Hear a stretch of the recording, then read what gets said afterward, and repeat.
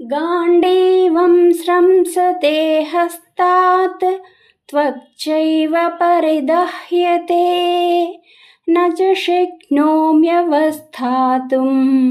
భ్రమతీవ చ మే మనః.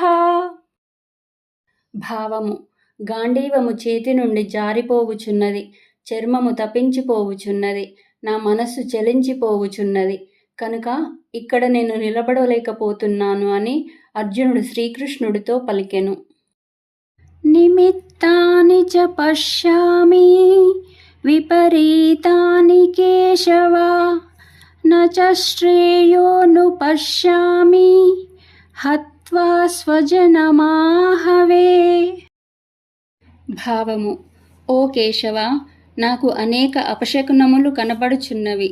యుద్ధమున నా వారినందరినీ చంపుట వలన మంచి కలుగునని అనిపించుటలేదు అని అర్జునుడు శ్రీకృష్ణుడితో పలికెను. న కాంక్షే విజయం కృష్ణ న చ రాజ్యం సుఖాని చ కిం నో రాజ్యేన గోవింద కిం భోగైర్జీవితేన వా.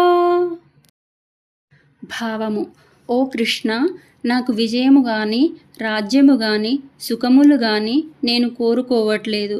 గోవింద, వీరందరినీ పోగొట్టుకొని ఈ రాజ్యముల వలన గాని ఈ భోగముల వలన గాని ఈ జీవితం వలన గాని ఏమి ప్రయోజనము అని అర్జునుడు శ్రీకృష్ణుణ్ణి ప్రశ్నించెను.